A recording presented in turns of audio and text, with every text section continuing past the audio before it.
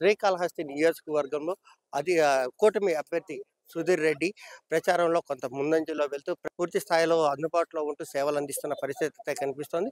మనతో పాటు సుధీర్ రెడ్డి ఉన్నాడు. ఆయన అడిగి తెలుసుకుందాం. అంటే ప్రచారం ఎలా జరుగుతోంది?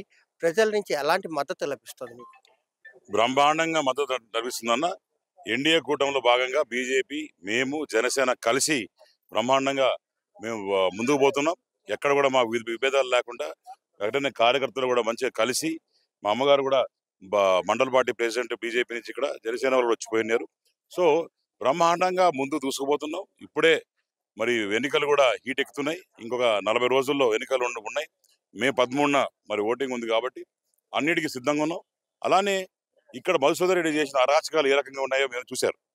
సో ఇక్కడ గెలవడం టీడీపీకి తథ్యమైన, మాకు ఒకటే, మై టార్గెట్ ఈజ్ 75, అంటే 75,000 ఓట్ల పైచిలుకుతోని మేము గెలిచాలని కష్టపడతా ఉన్నాం.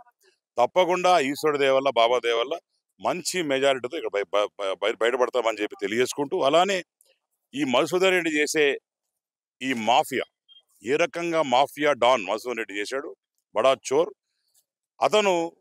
మరి sand mafia, land mafia, temple mafia, factory mafia, ఇట్లా అనేక రకంగా దగ్గర ప్రతి ఒక్కడు కూడా వన్ సైడ్ చేసుకొని మరి ఒక జలగ ఏ రకంగా అయితే రక్తం తాగుతుందో అదే దానికన్నా హారబుల్గా మరి ఈయన అందరి రక్తాలు తాగేసి ఆ శిశుపాలుడు చేసిన 100 తప్పులకి తల నరికాడు అని ఉంటది కదా, అదే రకంగా ఇతను కూడా 100 తప్పులు అయిపోయి 1000 అయిపోయినాయి ఇప్పటికి. కానీ నరికేవాడు ఇప్పుడు వచ్చినాడు కాబట్టి ఆయన ఇంటికి పోవడం ఖాయం. అంటే ప్రధానంగా ఐసరు, ఐఐటీలకే ప్రభుత్వ భూములన్నీ కట్టబెట్టేశారు. ఎక్కడ తమ భూ కబ్జాలకు పాల్పడలేదని, భూ ఆక్రమణలు చేయలేదని చెప్పని బిఎఫ్ మధుసూదన్ రెడ్డి చెప్తున్నారు.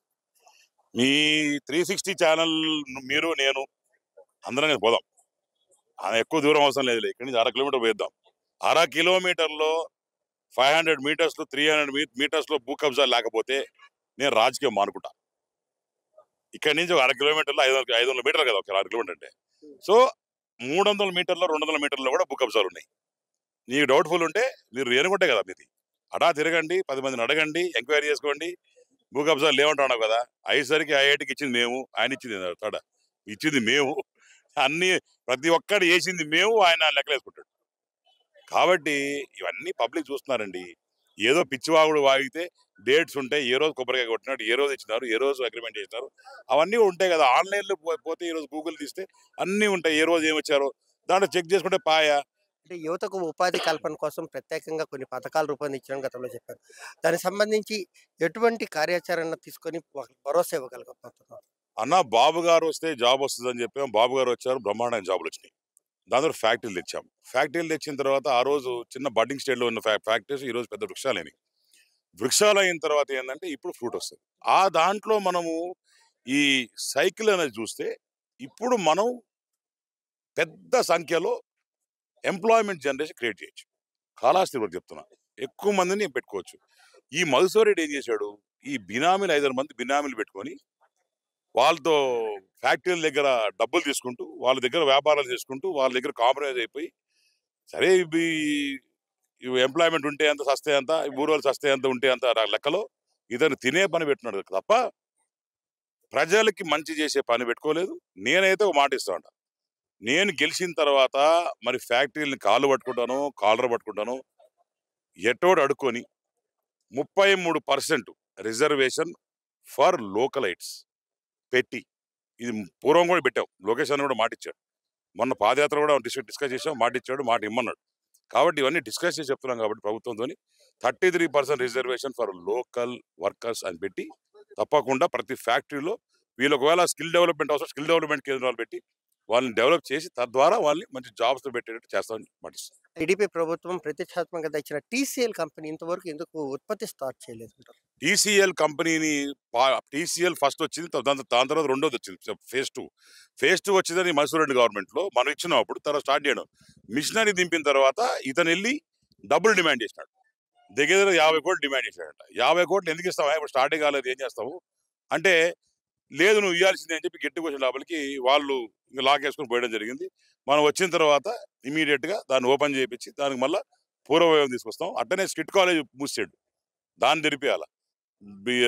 దాని తర్వాత గవర్నమెంట్ హాస్పిటల్ పోయింది గోయిందా, దాన్ని శుద్ధం చేయాల. టెంపుల్ అయితే మరి అదేం టెంపుల్ అంటే మరి రచ్చ రచ్చ టెంపుల్ అయిపోయింది. ఆ ధన్పాల్ గాడు వాడి 2 ముగ్గురు పెట్టుకొని ఇష్టారాజ్యంగా చేసుకుంటా గబ్బు పట్టించేసి టెంపుల్ అంతా. ఎంత శివుడు కూడా పాపం ఆయన ఏదో చెప్పించే పవర్స్ కూడా మరి ఈడు చేసుకోవడం నాకు తెలుసు.